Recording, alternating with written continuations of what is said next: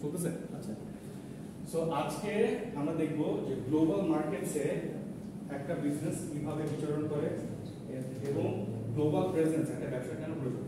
ঠিক আছে, 90% বিজনেস যারা হচ্ছে ইন্টারন্যাশনালি অপারেট করে তারা বিশ্বাস করে যে বিদেশে তাদের এমপ্লয়ি থাকাটা খুব ইম্পর্টেন্ট। এটা কেন বলতে পারবেন? ওইখানে ওই দেশের মার্কেটটাকে ধরার জন্য। এক্স্যাক্টলি, চমৎকার। আপনি একটা দেশে আপনার লেটস সে আপনি হচ্ছে লুঙ্গি প্রস্তুতকারক, হ্যাঁ, আপনার লুঙ্গি কোম্পানি হচ্ছে পরমাণু লুঙ্গি, ঠিক আছে। এখন আপনি হচ্ছে গিয়ে এক্সপোর্ট করতে চান আপনার লুঙ্গি দেশে হয়। ফার্স্ট অফ অল রিয়েলাইজ করতে হবে যে অন্যান্য দেশের মানুষ লুঙ্গি পরে কিনা, নাম্বার ওয়ান। যারা লুঙ্গি পরে তারা কি ধরনের লুঙ্গি পরে, ঠিক আছে। থার্ড হচ্ছে গিয়ে তারা কোয়ালিটি লুঙ্গি পরে। এই অ্যাসপেক্টগুলো যদি বুঝতে হয় আপনাকে ওই দেশের একজন লোক লাগবে না? ওই দেশের লোক না পেলে ন্যূনতম আপনার কোম্পানি থেকে একজনকে বিদেশে পাঠাতে হবে না ওই দেশে কাজ করার জন্য, এই মার্কেটটা স্টাডি করার জন্য। ইন্টারেস্টিং জিনিসটা ফানি মনে হলো যে এক্সাম্পলটা দিলাম পরমাণু লুঙ্গি। এই লুঙ্গি হচ্ছে সৌদি আরবে পাওয়া যায়। সৌদি আরব? ইয়েস, সৌদি আরবে পাওয়া যায়, দুবাইতে পাওয়া যায়, কাতারে পাওয়া যায়, ইয়েমেনে পাওয়া যায়। হ্যাঁ, ইন্টারেস্টিংলি আরবরা লুঙ্গি পরে। তারা তো পুরো জুবাই আরবরা পরে এবং আরো অন্যান্য দেশও পরে, এই যে মায়ানমার পরে, তারপরে হচ্ছে গিয়ে ইন্দোনেশিয়ানসরা পরে, নেপালে পরে, ইউরোপিয়ান আফ্রিকানরা তো আছে। ইউরোপিয়ান এবং ইউরোপিয়ান সেটা একটা ভিন্ন আলোচনা। আমার পরিবারের কিছু মানুষ আছে ইউরোপিয়ান, তারা হচ্ছে লুঙ্গি পরে, সেটা আমি পরে বলবো এক সময়। হ্যাঁ, অফ দ্য রেকর্ড। আচ্ছা আচ্ছা, ইম্পোর্টিং কি এক্সপোর্টিং কি এটা একটু আমরা বুঝি। হ্যাঁ, ইম্পোর্টিং তো সিম্পল, বাইরের দেশ থেকে প্রোডাক্ট নিয়ে আসা, আর এক্সপোর্টিং হচ্ছে নিজের দেশের প্রোডাক্ট বাইরের দেশে সেল করা। ঠিক আছে, এখানে একটা আমেরিকার এক্সাম্পল আছে যে US is the largest importing and third largest exporting nation in the world. হ্যাঁ, এখন বলেন তো বাংলাদেশ কোন পজিশন আছে ইম্পোর্ট এক্সপোর্টে? হ্যাঁ, স্যার ইউএস যদি থার্ড হয় এক্সপোর্টিং এর দিকে, তাহলে ফার্স্ট কি? বাংলাদেশ টপে থাকবে, গার্মেন্টস অকুপাই। স্যার আপনাদেরকে হচ্ছে কি যে হিস্ট্রি অফ ইন্ডাস্ট্রিয়াল রেভলিউশন পড়াইছিলাম, মনে আছে? জি স্যার। এটা মূলত এই ক্লাসের জন্য, বুঝছেন কিভাবে হচ্ছে গিয়ে একটা দেশ হচ্ছে গিয়ে এক্সপোর্ট কেন্দ্রিক হতে পারে এবং সেখান থেকে তারা বেস্ট পেতে পারে। হ্যাঁ, এটার সবচেয়ে বিগেস্ট এক্সাম্পল মনে হয় বাংলাদেশ। আমরা হচ্ছে we used to be the largest garments manufacturer, both knit and হচ্ছে গিয়ে spinning mill এর যে raw fabric বের ওটা। তারপরে we used to be the largest ship manufacturer in the world, we used to be the largest ink manufacturer in the world, we used to be the largest paper manufacturer in the world, but সময়ের চক্করে পড়ে বিভিন্ন ষড়যন্ত্রের চক্করে পড়ে আমরা এগুলো হারিয়ে গেছি। আচ্ছা, এখনকার জমানায় হচ্ছে সবচেয়ে বিগেস্ট গার্মেন্ট ম্যানুফ্যাকচারার কারা বলতে পারেন? চায়না। Yes, number 1। হ্যাঁ, এবং ওরা অত্যন্ত বড়, they control more than 1/4 of the market, 30% plus ওরা কন্ট্রোল করে। ঠিক আছে, যেটার সমপরিমাণ হচ্ছে এখন বাংলাদেশ কন্ট্রোল করতে। হ্যাঁ, আচ্ছা,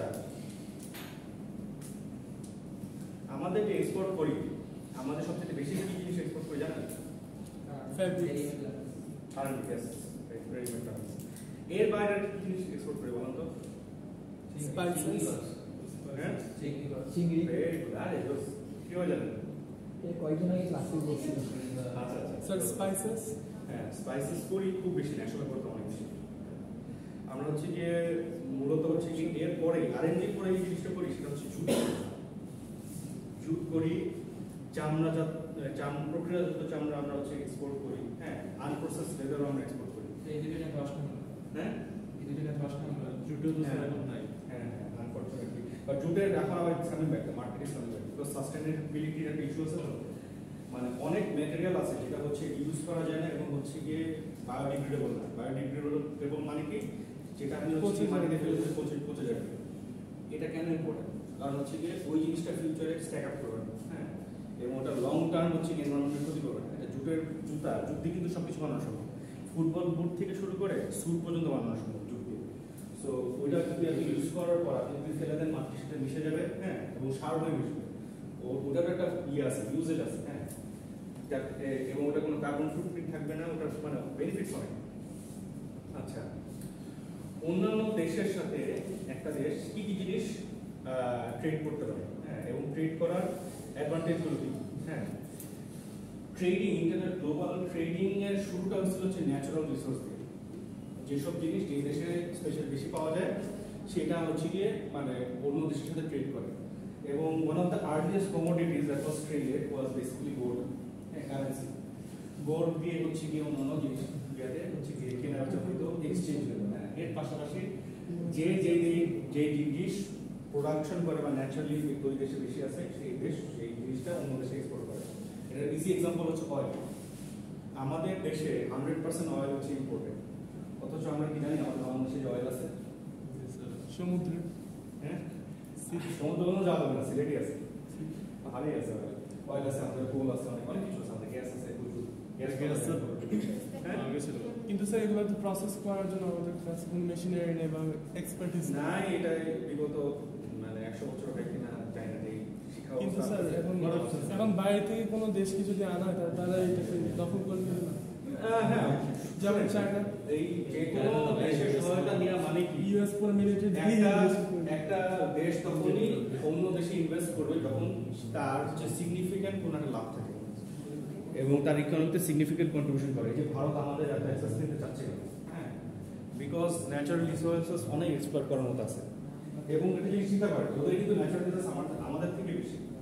ভারত কেন চায়, ভারত মায়ানমার চায়, কেন তারা নেপাল চায়? কারণ হচ্ছে তাদের গোলটা হচ্ছে আগে নেইবারিং কান্ট্রিজদের রিসোর্সেস ইউজ করবে, তারপরে তারা নিজের রিসোর্স ইউজ করবে।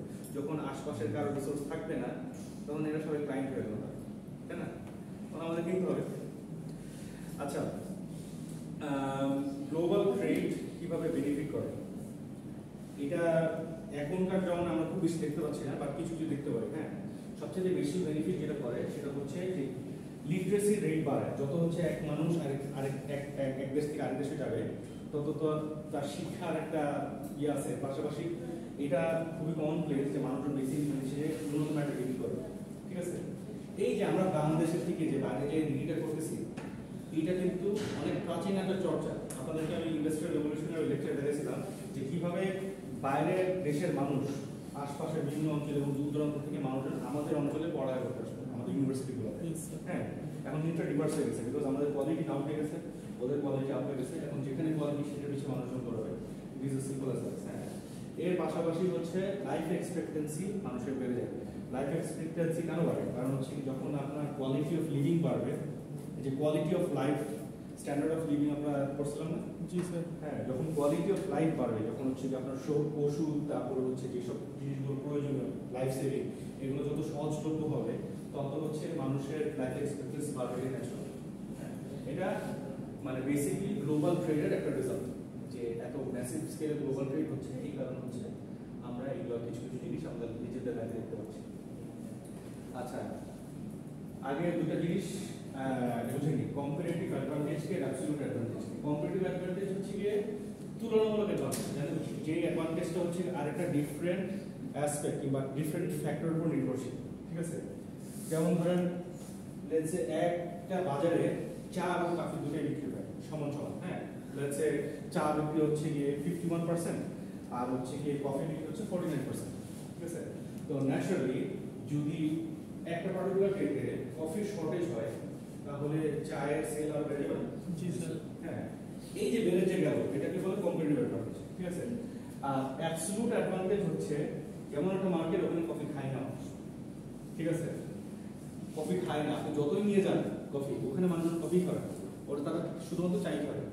এই যে হ্যাঁ, জাপানের হ্যাঁ অফকোর্স ওরা কফি খাবে না, ওরা শুধুমাত্র চাই খাবে। হ্যাঁ, এই যে চা শুধুমাত্র খাচ্ছে বিকজ ওদের ওখানে সোসাইটির মধ্যে এই জিনিসটা এমবেডেড, এটা চায়ের জন্য একটা অ্যাবসলিউট অ্যাডভান্টেজ, ঠিক আছে? আমরা এই গ্লোবাল ট্রেডের কম্পিটিটিভ আর অ্যাবসলিউট অ্যাডভান্টেজ আছে। হ্যাঁ, কম্পিটিটিভ অ্যাডভান্টেজ হচ্ছে যে মানে সে একটা দেশ যে জিনিসটা প্রডিউস করে সে আরো এফিশিয়েন্টলি প্রডিউস করে অন্যান্য দেশের কাছে বিক্রি করতে পারে যারা হচ্ছে গিয়ে এত এফিশিয়েন্টলি এটা প্রডিউস করতে পারে। এটা খুব ভালো এক্সাম্পল হচ্ছে জার্মানি। জার্মানি হচ্ছে কি ওদের যে অটোমোবাইল যে ইন্ডাস্ট্রি এটা খুবই এফিশিয়েন্ট, যদিও জাপান অনেক এফিশিয়েন্ট, বাট আপনি যদি মানে গ্লোবাল এক্সপোর্টের দিকে তাকাই জার্মানির মনে হয় মোর দেন 50 বা 60% ইনকাম আসে হচ্ছে কি এক্সপোর্ট ইনকাম আসে হচ্ছে ইয়াতে অটোমোবাইল এক্সপোর্ট। হ্যাঁ, তবে জাপানকে ফেলে দেন না, জাপানিজরা অনেক ভালো, জাপানিজ আমেরিকানরা কার ম্যানুফ্যাকচারিং খুব ভালো। হ্যাঁ স্যার হ্যাঁ বলো। স্যার জার্মানিতে তো মানে যেসব লাক্সারিয়াস কার আছে যেমন ল্যাম্বরগিনি, ফারারি, তারপর এগুলো ইটালিয়ান। ইটালিয়ান হলো স্যার, কিন্তু ওগুলো তো জার্মান বেসড, মানে জার্মান German কোম্পানিগুলোকে ওন করে, যেমন ভোলসওয়াগেনই তো এগুলোকে ওন করে। বেসড বুঝতে পারছি, Italian based Germany on company, ওটা বলছেন? হ্যাঁ হ্যাঁ বলেন প্লিজ। মানে বলছিলাম যে তাহলে তো ওদের অ্যাডভান্টেজটাই তো মানে বেশি কারেন্ট মার্কেটে, আর এমনিতে তাদের মার্সিডিজ এইসব কিছু তো আরো বেশি। হ্যাঁ এটাও একটা আসে, এই যে এখানে সামনে আমরা আসবো এই অ্যাকুইজিশন এন্ড মার্জার বলতে কিছু।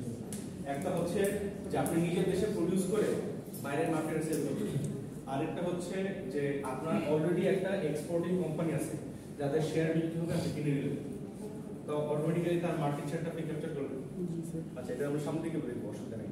আর অ্যাবসলিউট অ্যাডভান্টেজটা যেটা ইয়ে করি, যে ধরেন লেটস সে একটা ন্যাচারাল রিসোর্স আছে শুধু আপনার এখানে পাওয়া যায়। ফর এক্সাম্পল ইউক্রেনে কি পাওয়া যায় বলেন তো? গম, উইট না, এর থেকে রেয়ার আর্ট ম্যাটেরিয়াল আছে। Indonesia, yes, uranium. এরকম পৃথিবীর খুব কম জায়গায় পাওয়া যায়। স্যার এটা তো আফ্রিকান দেশে তো পাওয়া যায় ইউরেনিয়াম। হ্যাঁ মানে পৃথিবীর খুব কম লোকেশনে এইসব রেয়ার আর্ট ম্যাটেরিয়ালগুলো পাওয়া যায়, যার জন্য হচ্ছে গিয়ে এটা ওদের একটা অ্যাবসলিউট অ্যাডভান্টেজ আছে, ওদের থেকে কিনতে হবে। এই যে ইউরেনিয়াম তো পাওয়া যায়, এর পাশাপাশি আরেকটা জিনিসও পাওয়া যায়। হ্যাঁ দেখেন এই যে ইউক্রেন এবং রাশিয়ার যে যুদ্ধ, এটাতে আমাদের ইকোনমির একটা বড় ধস আছে। রিলেশনটা কি জানেন কেন হচ্ছে? স্যার আমরা স্যার, আমরা কারণ- আমদানি করতে পারছি। হ্যাঁ স্যার আমরা থেকে খাদ্য আমদানি করতে পারছি। পারতেছি, হ্যাঁ খাদ্য আছে, গমের একটা বিষয় আছে, আরেকটা ইম্পর্টেন্ট ফ্যাক্টর আছে। স্যার আরেকটা হচ্ছে স্যার আমরা রাশিয়ান যে অয়েল এবং গ্যাস ওটা আমরা কিনতে পারছি না, যেটা অনেক চিপ হয়। না আমরা রাশিয়া থেকে নিতাম না। না স্যার এমনি ওভারঅল মানে যেসব ইউরোপিয়ান কান্ট্রি যেমন ইউ এমনি রাশিয়া থেকে ইম্পোর্ট করতো গ্যাস এবং অয়েল, এখন ওরা ওইখান থেকে স্টপ করে দিচ্ছে, যার জন্য প্রাইসগুলো বেড়ে যাচ্ছে। রাসায়নিকটা এক্স্যাক্টলি রাইট। ইউরিয়া সার নাম শুনছেন আপনারা? স্যার ইউরিয়া সার হচ্ছে কি হলো মোটামুটি বাংলাদেশে যত ফসল হয় সবচেয়ে বিগেস্ট ক্রপ হচ্ছে আমাদের রাইস। হ্যাঁ জি স্যার। এটার জন্য প্যারামাউন্ট, এটা ছাড়া হচ্ছে প্রডিউস করা অলমোস্ট অসম্ভব। হ্যাঁ সো এইটার মেজর সোর্স ছিল হচ্ছে গিয়ে রাশিয়া, সেকেন্ডারি সোর্স ছিল ইন্ডিয়া, মানে রাশিয়া বলছে ইউক্রেন। এখন ইউক্রেন এর ব্যবসা বন্ধ হয়ে যাওয়ার পর কম্পারেটিভ অ্যাডভান্টেজ কে পাচ্ছে? রাশিয়া। ইন্ডিয়া। ইন্ডিয়া। রাশিয়াতে করে না, ইন্ডিয়া। হ্যাঁ এখন হচ্ছে গিয়ে এবং ইন্ডিয়ার কোয়ালিটি খুবই খারাপ, এবং ওই ফার্স্ট অফ অল আমার বেশি দাম দিয়ে লোয়ার কোয়ালিটি জিনিস কিনতে হচ্ছে, এবং সেটার জন্য আমাদের প্রোডাকশন বিলও একটা হিট হচ্ছে পরবর্তীতে। হ্যাঁ অ্যাগ্রো ইন্ডাস্ট্রি ধসন হচ্ছে বড় সড়ো সামনে। Going global with a small business, আচ্ছা এটা এক্সাম্পলটা আমাদের জন্য রেলেভেন্ট না। আচ্ছা আপনারা যখন বিদেশে পড়ালেখা করতে যাবেন, আপনারা এখানে কারা কারা বিদেশে ঘুরে আসছেন? বসিরের মনে একজন, আপনি গেছেন না? আচ্ছা আর কেউ গেছেন বিদেশে? হ্যাঁ? সৌদি আরব, সৌদি আরব। আচ্ছা আর কেউ গেছেন? কেন ঈদে কি আপনার দেশ নাকি? নাকি আপনি ভারতীয়? বলেন আপনি ভারতীয় হলে এখন আপনি বিদেশে আছেন। রাজাঘাট, আচ্ছা তো তাদের 3-4 জন দেখা যাচ্ছে বিদেশে গেছে। বিদেশে কি আপনারা এরকম প্রোডাক্ট পাইছেন না? কি কোন দেশ? ওমানে স্যার জন্ম হয়েছে। ওমান জন্ম হয়েছে তো বিদেশি, হ্যাঁ ফরেনার। But মানে have you lived more than like 4-5 years? 3 years. 3 years. Oh, that's fantastic. So এই দেশগুলোতে আপনারা নিশ্চয়ই দেখছেন এমন কিছু ব্র্যান্ডস প্রোডাক্টস আছে যেগুলো এবং সার্ভিসেস আছে যেটা বাংলাদেশে এক্সিস্ট করে না, দেখছেন না? যেমন একটা কমন এক্সাম্পল হচ্ছে স্টারবাকস। হ্যাঁ বাইরের দেশের মানুষের এই যে পড়ালেখার সাথে যে একটা গ্লোবাল ট্রেডের সম্পর্ক আছে, এটা একটা দেখাই যে এরকম যত নতুন প্রোডাক্ট বাংলাদেশে আসছে বা অন্যান্য দেশে ছিল না আসছে, এটা is a result of foreign education. কোন একজন ছেলে বা মেয়ে ওখানে ওই দেশে পড়তে গেছে, পড়তে যাওয়ার পর দেখছে যে আরে এটা চমৎকার একটা প্রোডাক্ট এবং এটা তো আমার দেশে করতে পারে, এক্সপেরিমেন্টালি দেশে নিয়ে আসছে, ডিলারশিপ নিয়ে আসার পর দেখতেছে যে আর তো ভালো চলছে, তারপর ডিলারশিপ পুরো ফুল ফ্র্যাঞ্চাইজি নিয়ে গেছে। হ্যাঁ আচ্ছা ফ্র্যাঞ্চাইজি আর ডিলারশিপের তফাৎ বুঝেন? স্যার ডিলারশিপ হচ্ছে আমি বিক্রি করবো, আর ফ্র্যাঞ্চাইজি হচ্ছে আমি পুরো একটা পুরো ব্র্যান্ডটাকে নিয়ে আসছে। হ্যাঁ ওই ব্র্যান্ডটাকে বাংলাদেশ রিপ্রেজেন্ট করবে। হ্যাঁ সো দ্যাটস দ্যাট। সো একটা ওয়েতে হচ্ছে কি গ্লোবাল ট্রেডকে একজন ছাত্র কিংবা একটা গ্লোবাল এডুকেশন ইম্প্যাক্ট করতে পারে, হ্যাঁ। এর পাশাপাশি হচ্ছে গিয়ে ধরেন হচ্ছে আপনি হলে মানে আপনি বাংলাদেশে হচ্ছে রেস্টুরেন্টে ছিলেন, বাইরের দেশে আপনি কাজ করতে করতে আপনি ব্যারিস্টা হিসেবে কাজ করছেন, হ্যাঁ, অথবা কোনো রেস্টুরেন্টে যে কাজ করছেন, ওইখানে কাজ করার ফলে আপনার যে অভিজ্ঞতা হয়েছে সেটা আপনি বাংলাদেশে আসার পর একটা রেস্টুরেন্ট যদি দেন বা একটা ক্যাফে যদি দেন, তাহলেও কিন্তু ওই আইডিয়াটা আপনি বাংলাদেশে ইম্পোর্ট করে আনবেন, তাই না? এটা বিদেশি রেসিপি, বিদেশি স্টাইল অফ কফি, বিদেশি স্টাইল অফ পিৎজা, হ্যাঁ, ইটালিয়ান অথেন্টিক পিৎজা যে নিয়ে আসতে পারবেন, এটা কিন্তু একটা গ্লোবাল এক্সচেঞ্জ অফ ট্রেড হবে। হ্যাঁ, একজন বাংলাদেশি আমেরিকায় ফুচকা বিক্রি করে বড় হয়ে গেছে। হ্যাঁ, আরে মার্কেট শুনেন, বেসিক্যালি ওয়ার্ল্ড অফ বিজনেসটা হচ্ছে এটা, হ্যাঁ। আমরা দেখার চেষ্টা করবো, শিখবো আর কি over the next few years কিভাবে মানুষের টাকা আমরা নিজের পকেটে নিয়ে আসবো, এটাই হচ্ছে বিজনেস, আর কিছুই না, হ্যাঁ। এবং সেটা বিভিন্ন উপায় আনতে পারেন, আপনি চাকরির মাধ্যমে আনতে পারেন, আপনি হচ্ছে ব্যবসার মাধ্যমে আনতে পারেন, থার্ড উপায় আছে হচ্ছে কি চুরি চামারি আর বাটপাড়ি, হ্যাঁ, সেই জিনিসটা আমরা চেষ্টা করবো ব্যবহার করতে, হ্যাঁ। এবং আনফরচুনেটলি ব্যাংকিং সেক্টরটা হচ্ছে থার্ড ক্যাটাগরির ভিতরে পড়ে। চুরি ইয়েস, সরাসরি চুরি, ডাকাতি, চুরি বলতে তো ভুল হবে, ডাকাতি, ডাকাতি থেকে বেশি আসলে, হ্যাঁ।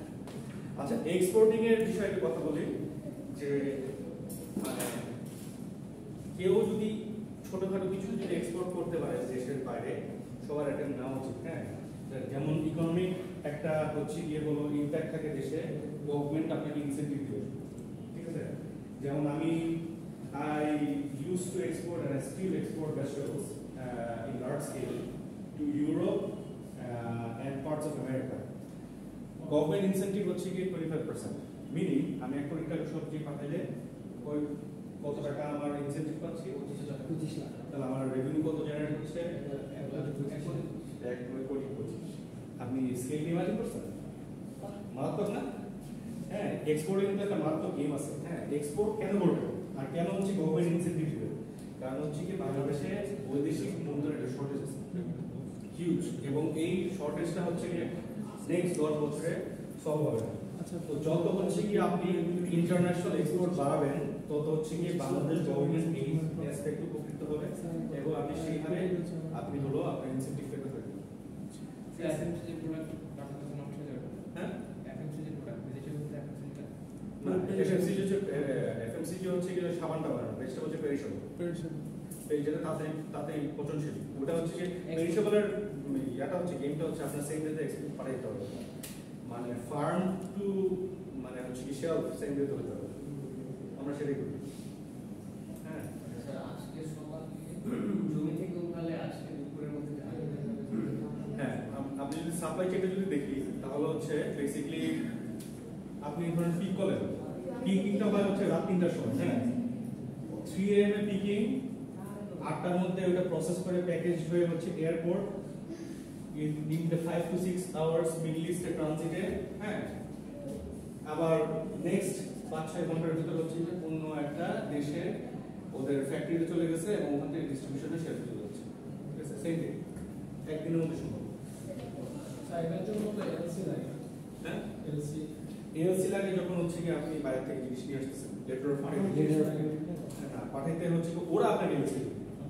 স্যার, তাহলে স্যার ট্রেড লাইসেন্স বানাতে কিরকম খরচ পড়বে যদি হয়? 3,000 টাকা। স্যার, পেরিশেবল যদি আমরা এক্সপোর্ট করি তাহলে এটাতে আসলে খরচাটা তো অনেক বেশি, এক্সপেন্সেস তো অনেক বেশি। হ্যাঁ, তোমার একদিনই তো পাঠাইছে, ইনসেন্টিভ তো বেশি, পেও তো অনেক বেশি হচ্ছে। মরিচ হচ্ছে কি যেখানে ফর এক্সাম্পল কথা হচ্ছে কি যে জিনিস 2 থেকে 2.5 টাকা আমি কিনতে পারতেছি এখানে, ওইখানে same quantity I will selling it for more than double, হ্যাঁ। In between all the expenses covered and incentive covered there is margin. আগে তো তাদের সাথে কমিউনিকেট করতে হবে। আর স্যার আগে কমিউনিকেট করার আগে ব্যবসা বুঝতে হবে, পরে কমিউনিকেট, আগে কমিউনিকেশন হয়ে গেল, আমি প্রমিস করে দিলাম কিন্তু আমার কাছে কোনো প্রোডাক্ট নেই, তো লাভ আছে। স্যার আরেকটা কথা যে এইসব পেরিশেবল প্রোডাক্ট বা মশলা যেগুলো আছে ওগুলো তো ইউ কান্ট্রি যেগুলোতে আছে ওগুলোতে মানে এক্সপোর্ট করা তো অনেক হার্ড, কারণ ওখানে যেসব স্ট্যান্ডার্ডগুলো দেয় কখনো ওটা মিট হয় না আমাদের দেশীয় প্রোডাক্ট, তাহলে তো ওটাতে আরও লস হওয়ার সম্ভাবনা থাকে, তাই না? চেষ্টা করতে পারে, আমি তো করছি, সমস্যা সম্ভব হয়। স্যার এরকম করা যায় না, এক্সপোর্টটা করা যায়, যেমন ইন্ডিয়াতে চকলেটের দাম কম, এটা বাংলাদেশে এনেছে যে বাংলাদেশের যে প্রাইসটা এটা থেকে মানে ডাবল ইউরো আমেরিকাতে পাঠিয়ে দিলাম। ওই ব্যবসা অলরেডি 2 বছর ধরে চলতেছে, হ্যাঁ, এবং করতেছে ইন্ডিয়ানদের, আপনাদের সাথে ব্যবসা করা আপনার সাপ্লাই চেইনে চান্স দেবেন। আচ্ছা আমরা একটু মানে রেকর্ডিং চলতেছে তো, আমার টানা ইয়াটা শেষ করতে তারপর প্রশ্ন নিব আমরা, হ্যাঁ। আচ্ছা আমরা তো দেখছি, আচ্ছা ব্যালেন্স অফ ট্রেড, এই থিওরিটিক্যাল জিনিসগুলো একটু ভালো করে বুঝেন, হ্যাঁ। ব্যালেন্স অফ ট্রেডটা কি, যেটা হচ্ছে যে ধরেন এটা হলো জিরো ভ্যালু, ঠিক আছে। একদিকে আছে হচ্ছে গিয়ে আপনি কত টাকার প্রোডাক্ট এক্সপোর্ট করতেছেন, ঠিক আছে। এক্সপোর্ট করলে কি হলো, আপনার টাকা ঢুকতেছে দেশে, ঠিক আছে, সরি টাকা আপনার দেশে ঢুকতেছে। আরেকটা হচ্ছে আপনি কত টাকার প্রোডাক্ট হচ্ছে গিয়ে হলো ইম্পোর্ট করতেছেন, তাহলে আপনার পকেট থেকে টাকা বের হয়ে যাচ্ছে না। হ্যাঁ, সো ব্যালেন্স অফ ট্রেডটা হচ্ছে যে এমন একটা সিচুয়েশন যেখানে আপনি যেই পরিমাণ এক্সপোর্ট করছেন সেই পরিমাণ ট্রেড করছেন, মানে হচ্ছে কি অলমোস্ট দ্য সেম। বুঝছেন, এটা খুবই আইডিয়াল একটা কেস, এটা রিয়েল ওয়ার্ল্ডে খুব একটা বেশি হয় না, হ্যাঁ। খুব সম্ভবত জার্মানির সাথে হচ্ছে বাংলাদেশের একটা ট্রেড ব্যালেন্স আছে, যেই পরিমাণ বাংলাদেশ থেকে এক্সপোর্ট হয় ঠিক সেই পরিমাণে বাংলাদেশে ইম্পোর্ট হয়, সমপরিমাণ, বাট এই মানে সামঞ্জস্য খুব কম গেছে। এরপর হচ্ছে ট্রেড সারপ্লাস। ট্রেড সারপ্লাস হচ্ছে কি যখন হচ্ছে কি আপনি ইম্পোর্ট করছেন, হ্যাঁ, ইম্পোর্ট যখন করছেন সেটার যে অ্যামাউন্টটা ইম্পোর্ট যেটা করছেন, ইম্পোর্ট অ্যামাউন্ট ট্রেডের থেকে কম, মানে এক্সপোর্টের থেকে কম। তার মানে কি, যে হলো আপনার নেওয়ার পর আপনার টাকা রয়ে গেছে আপনার কাছে, বুঝছেন। যে হচ্ছে আপনি হলো আগেরটা কি ব্যালেন্স অফ ট্রেড যেটা, সেটা হচ্ছে $200 বিলিয়ন ব্যবসা হয়েছে, $200 বিলিয়ন প্রোডাক্ট ভিতরে ঢুকছে, তার মানে কি নেট ব্যালেন্স ইজ জিরো, আমার কাছে কোনো টাকা নেই। ট্রেড সারপ্লাস হচ্ছে যে আমার নেট এক্সপোর্ট হয়েছে লেটস সে 200 বিলিয়ন, কিন্তু আমার ইম্পোর্ট হচ্ছে কি 50 বিলিয়ন, তাহলে হচ্ছে আমার 150 বিলিয়নের একটা কি আছে না, সারপ্লাস আছে না, এক্সট্রা অ্যামাউন্ট। সারপ্লাস মানে এক্সট্রা অ্যামাউন্ট, হ্যাঁ। এটা একটা গুড সিচুয়েশন টু। আর ট্রেড ডেফিসিট এটা হচ্ছে এটা অপোজিট, জাস্ট অপোজিট, ঠিক আছে। আপনি হচ্ছে গিয়ে যে পরিমাণ এক্সপোর্ট করছেন তার থেকে ইম্পোর্টের মানটা হচ্ছে বেশি, হ্যাঁ। বাংলাদেশ এখন ইম্পোর্টে আছে, একসময় এটা অপোজিট ছিল, এক্সপোর্ট আমাদের বেশি ছিল। বাংলাদেশ খুব একটা বেশি ইম্পোর্টই করতো না একসময়, কারণ হচ্ছে কি এইসব জিনিস এক্সপোর্ট করতো, র ম্যাটেরিয়াল থেকে শুরু করে স্কিলস এন্ড এভরিথিং বাংলাদেশে ছিল, ঠিক আছে। আচ্ছা এক্সপোর্ট এই তিনটার মধ্যে কোনটা হচ্ছে একটা দেশে অ্যাচিভ করা উচিত বলেন তো? Sir second one. Yes, trade balance of ট্রেডও খারাপ না, মানে হচ্ছে গিয়ে অর্থনৈতিক চাকা তার সচল থাকে, কিন্তু স্যার এটা তো রেয়ার। রেয়ার, বা হচ্ছে গিয়ে এটাও খারাপ না, হ্যাঁ। চায়না মাঝে মধ্যে trade surplus trade balance of ট্রেডে থাকে মাঝে মধ্যে বিভিন্ন দেশের সাথে, হ্যাঁ। বাট ইউজুয়ালি এই যে এক্সপোর্টের যে মার্কেটটা এটা হচ্ছে গিয়ে ধরে রাখছে হচ্ছে চায়না, ওদের থেকে বিগার মার্কেট আর নাই, ঠিক আছে। কিছু কান্ট্রির নাম জেনে রাখেন যারা হচ্ছে গিয়ে ট্রেড সারপ্লাস কে আছে, একটু লিখেন, হ্যাঁ। আপনাদেরকে এমসিকিউ দিব না, এটা যারা পেয়ে গেছেন তারা হচ্ছে বোনাস মার্ক পেয়ে যাচ্ছে অলরেডি।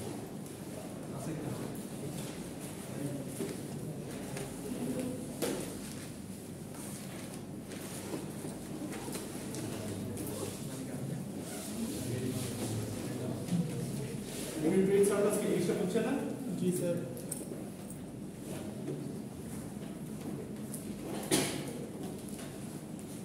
আচ্ছা, দেখেন স্যার নাম্বার 1 ট্রেড সারপ্লাস হচ্ছে গিয়ে হলো Germany. Heading that trade surplus.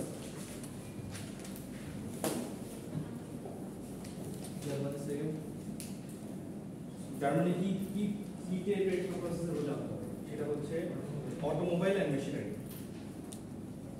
Machinery ওরা এক্সপোর্ট করে, যেটা দিয়ে ওরা প্রোডিউস করে কার, ওটা ওরা এক্সপোর্ট করে জার্মানি।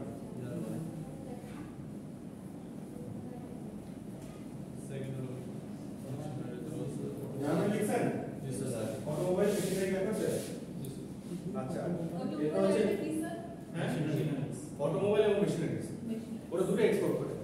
গাড়ি এক্সপোর্ট করতেছে, যে মেশিন দিয়ে গাড়িগুলো বানাচ্ছে ওটাও এক্সপোর্ট, মানে কোয়েট তেলে কই ভেজা।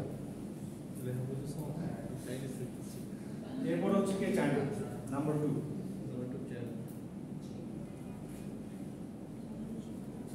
নাম্বার 2 কি চায়না বেসিক্যালি এভরিথিং। চায়না হচ্ছে বেসিক্যালি এভরিথিং না, কিসের কি কোন ফ্যাক্টরগুলোর কারণে ওরা হচ্ছে ট্রেড ডেফিসিটে আছে, যে ট্রেড সার্প্লাস আছে ওটা ঠিক আছে। ইলেকট্রনিক্স মেশিনারি টেক্সটাইল টয়স, ইলেকট্রনিক্স মেশিনারি টেক্সটাইল টয়স ইএমটিটি, ইলেকট্রনিক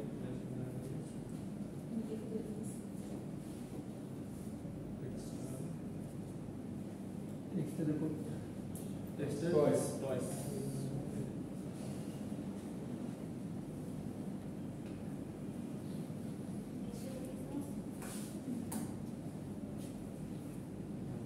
এরপর হচ্ছে গিয়ে দেখবেন Japan,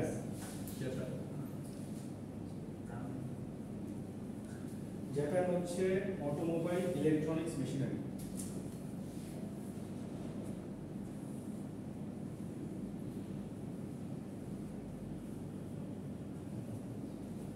automobile electronics machinery.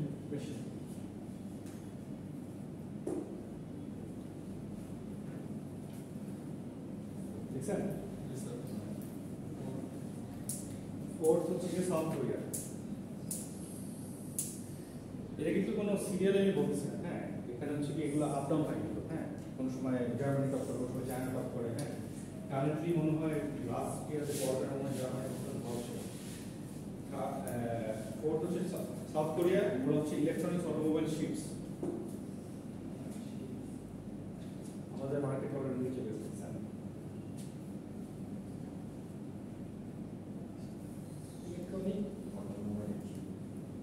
Electronics automobile ships.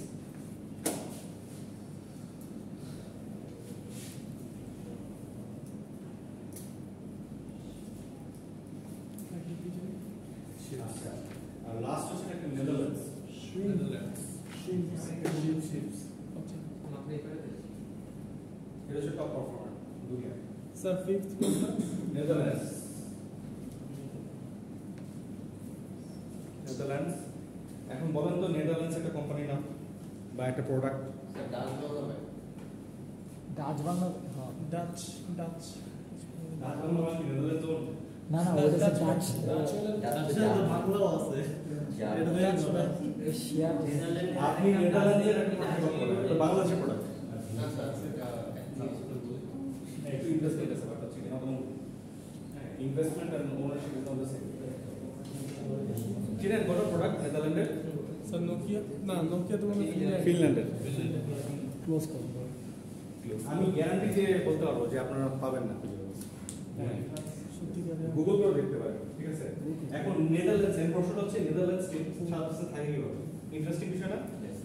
Netherlands হচ্ছে গিয়ে ওয়ার্ল্ডের one of the biggest shipping ports, হ্যাঁ ওই শিপিং পোর্টে শিপিং ট্রানজিট এর ফি দিয়ে যেই পরিমাণ টাকা তাদের ইনকাম হয়, হ্যাঁ এটা কিন্তু রপ্তানির টাকার ভিতরে পড়ে, because they are providing a service to the এক্সপোর্টারিরা, এবং বৈদেশিক মুদ্রা এখন থেকে তারা ইনকাম করছে, তাদের এক্সপোর্ট ইনকাম হচ্ছে না।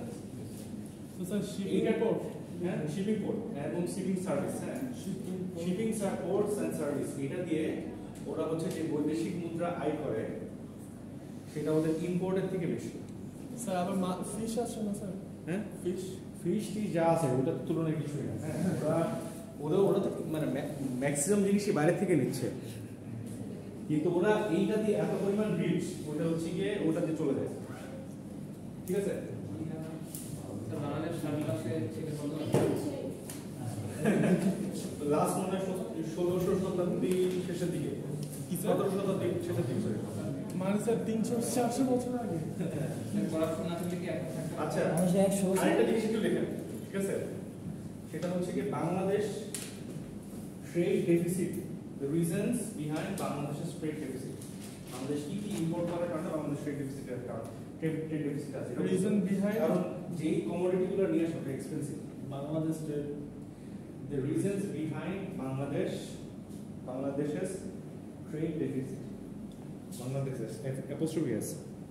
করাপশনের ইন্ডিয়ান না না করাপশন তো আছে, ওটা তো আসলে মানে প্যারামাউন্ট অফ এভরিথিং। আচ্ছা বাংলাদেশ ট্রেড ডেফিসিটে আছে এই কারণে দ্য রিজনস হচ্ছে কি তারা they import Bangladesh imports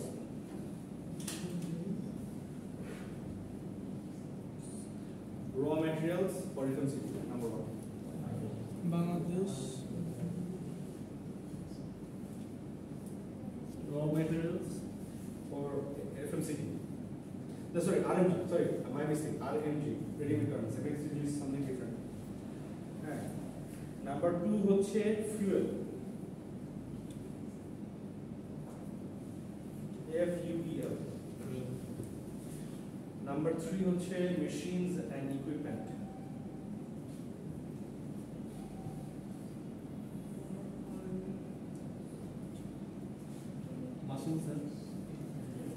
Number 4 হচ্ছে consumer goods and pharmaceuticals.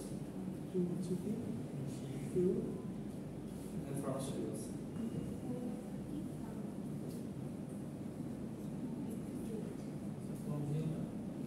Goods and pharmaceuticals.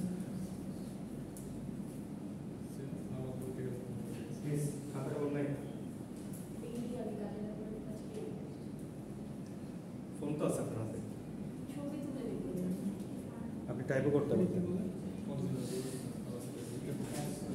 আচ্ছা এখন এই যে এটা দেখালাম হ্যাঁ যে বাংলাদেশের ইয়েগুলো এটা আইডেন্টিটি দেখেন হ্যাঁ এই জিনিসটা যদি বুঝতে পারেন তাহলে বুঝতে পারেন কেন বাংলাদেশ গরিব হ্যাঁ যেই প্রোডাক্টগুলো বাংলাদেশ ইম্পোর্ট করে সেই প্রোডাক্টগুলো কিন্তু মোস্টলি এক্সপেন্সিভ হয় তাই না স্পেশালি ফুয়েল তো প্রচন্ড এক্সপেন্সিভ মেশিনারি প্রচন্ড এক্সপেন্সিভ হ্যাঁ এবং কেন বাংলাদেশে মেশিনারি ইম্পোর্ট করতে হয় কারণ বাংলাদেশে ভালো ইঞ্জিনিয়ার তৈরি হয় সব দেশের বাইরে এই পরিমাণ ইঞ্জিনিয়ার তৈরি হয় বুয়েট ইজ নট এনাফ একটা বুয়েট কিংবা একটা রুয়েট এগুলা এনাফ হ্যাঁ বুয়েটের মতো 100টা ইউনিভার্সিটি থাকা উচিত বাংলাদেশে তো যেহেতু কোয়ালিটি ইঞ্জিনিয়ার তৈরি হচ্ছে না কোয়ালিটি একাডেমিশিয়ানস তৈরি হচ্ছে না কোয়ালিটি টিচার্স তৈরি হচ্ছে না আমাদের দেশে টেকনোলজি গ্রো করতেছে না টেকনোলজি যেহেতু গ্রো করতেছে না আমাদের এই টেকনোলজিগুলো বাইরে থেকে গ্রো করতে হচ্ছে এবং এই কারণে আমরা পারমানেন্টলি গরিব থাকবো যতদিন না পর্যন্ত আপনাদের জেনারেশন বা বড় জেনারেশনের শিফট না হয়েছে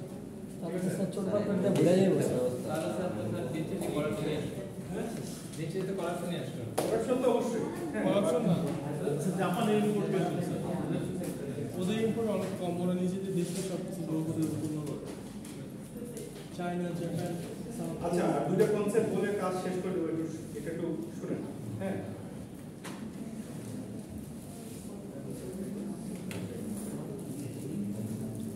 আচ্ছা ব্যালেন্স অফ পেমেন্টস একটু বুঝেন এটা হচ্ছে কি ওই যে ব্যালেন্স অফ ট্রেডের মতোই আপনি যে অর্থের পরিমাণে আপনি হচ্ছে ইম্পোর্ট করছেন হ্যাঁ আচ্ছা অ্যানালিসিস শুরু করেন লেখা শুরু করেন যে পরিমাণ যে অর্থের পরিমাণ হচ্ছে কি আপনি ইম্পোর্ট করছেন একটা দেশের থেকে সেই সেম অর্থের পরিমাণে যদি আপনি এক্সপোর্ট করেন তাহলে ওই দেশের মধ্যে কোনো ফাইন্যান্সিয়াল ট্রানজাকশন করা লাগে না বুঝতে পারছেন ধরেন আপনি রাশিয়া থেকে 2 কোটি টাকা সমমূল্যে আপনি হচ্ছে গিয়ে ফুয়েল নিচ্ছেন আবার রাশিয়াতে 2 কোটি টাকা সমমূল্যের আপনি আলু পাঠাচ্ছেন তাহলে পজিটিভ কোন রাখবেন এই জিনিসটাকে একটা সুন্দর টার্ম আছে বার্টার ব্যালেন্স অফ পেমেন্টস হচ্ছে কি ভাবে হয় একটা হচ্ছে যে বিজনেস ট্রানজাকশনের মাধ্যমে আপনি হচ্ছে আপনার ব্যালেন্সগুলো ইকুয়েট হয়ে গেল অথবা জিডিপি কিছু কন্ট্রাক্ট হয় গভর্নমেন্ট টু গভর্নমেন্ট কন্ট্রাক্ট যেখানে গভর্নমেন্ট অফার করে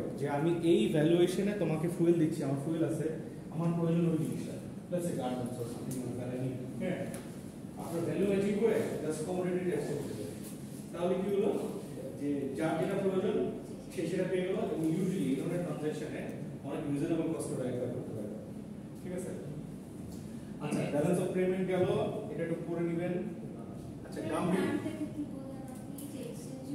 barter barter barter butter system barter system করছেন আপনারা স্যার এটা কি একটু কনসেপ্ট আছে কনসেপ্ট আছে বার্টার ইকোনমি হচ্ছে গিয়ে হলো যখন হচ্ছে কি টাকা পয়সা ইয়ে ছিল না এটা আমরা শুরুর দিকে একদম ফার্স্ট এই লেকচার আমি একটু কভার করছিলাম এখান থেকে যে সময় টাকা পয়সা ছিল না কারেন্সি ছিল না ওই সময় একটা মানুষের একটা ট্রানজাকশন হয়েছিল হচ্ছে গুডস এগেইনস্ট গুডস আপনি আমাকে আলু দিবেন আমি আপনাকে চাল দিব আপনি আমাকে মাছ দিবেন আপনি আমাকে মাংস দিবেন হ্যাঁ ওই সেম ভ্যালুয়েশন করে যে এক্সচেঞ্জ করা হয় একটা ভ্যালু এগেইনস্ট আরেকটা প্রোডাক্ট জিজ্ঞেস করছি এটা হলো বার্টার ঠিক আছে এবং গ্রামগঞ্জে এখনো বার্টার ইকোনমি চালু আছে বিভিন্ন জায়গায় যারা গ্রামের থেকে ডিসকানেক্টেড তারা বলতে পারবে না, যারা ঢাকার বাইরে জানবে তারা নিশ্চয়ই জানবে। স্যার গ্রামে গিয়ে মানে অনেকবারই যাই কিন্তু কখনো এরকম হাটে হয়, হাটগুলোতে হয়।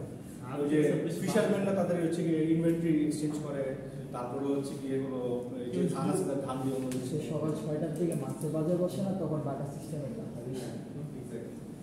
দেখেন আমি তো গ্রামে ছিলাম না, কিন্তু তারপর আমি জানি, কেউ জানি। আমি জানি দেখি না স্যার, আমিও জানি। হ্যাঁ, আচ্ছা ফাইনালি লাস্টে কনসেপ্টে যেটা করবো সেটা হচ্ছে গিয়ে ডাম্পিং।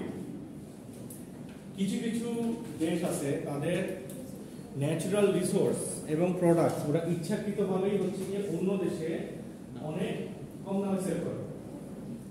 এখন প্রশ্ন আসলে কেন করে? হ্যাঁ স্যার ইকোনমির সাথে খেলার জন্য। Yes, this is one of the কি রিজনস। হ্যাঁ, দুটো কারণ হতে পারে। একটা হচ্ছে যে ওই দেশে একটা সমস্যা আছে, দেখছে আমেরিকায় হলো আর্লি 80s এ একটা প্রবলেম হচ্ছে যে প্রচুর পরিমাণে ডেস্কটপ 90s এর প্রবলেম একটা হয়েছিল, প্রচুর পরিমাণে ডেস্কটপ কম্পিউটার জমে গেছিল যেগুলো হচ্ছে কি টেকনোলজি পরিবর্তন হয়ে যাবে, ওটার ব্যবহার হচ্ছিল না। তো স্ট্যাক আপ করতে করতে শত শত কোটি টন কম্পিউটারস ওরা হচ্ছে জমে গেছিল। স্যার এটা তো মানে অ্যাপেলের সাথে হয়েছিল। না, এখন আমি ওভারঅল টেক ইন্ডাস্ট্রির কথা বলতেছি। হ্যাঁ, তখন ওরা যে কাজটা করে সেটা খুবই একটা ন্যাক্কারজনক কাজ। জাপান এবং বেশ কিছু দেশ যারা হচ্ছে এই ধরনের ইলেকট্রনিক্স প্রডিউস করে, ওই সব দেশগুলোতে যে এই প্রোডাক্টগুলো ইনক্রেডিবলি চিপ প্রাইসে ওরা সেল করে। তাতে হয় কি, জাপানিজ যে ইলেকট্রনিক্স মার্কেট ওরা প্রায় অলমোস্ট 2 কোয়ার্টারের জন্য ধসে থাকে।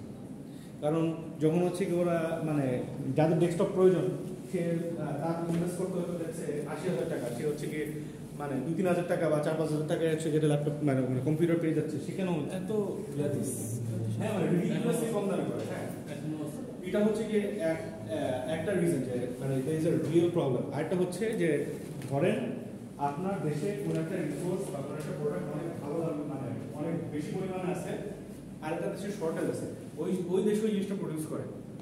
এখনও আপনার যদি টার্গেট থাকে যে ওই দেশের ওই ইকোনমিটাকে আপনি হিট করবেন, খুবই ইজি। ওইটার সাথে ট্রেড রিলেশনশিপ করে ওই সেম প্রোডাক্ট ওই দেশে নিয়ে যায়, ওরা লোকাল যে ম্যানুফ্যাকচারার যে দামে সেল করতেছে তার থেকে অর্ধেক কিংবা তারও কম দামে সেল করে দেবে। এখানে মেইন উদ্দেশ্য কিন্তু হচ্ছে প্রফিট করা, মেইন উদ্দেশ্য হচ্ছে ওদেরকে ইকোনমিক্যালি হিট করা। ঠিক আছে?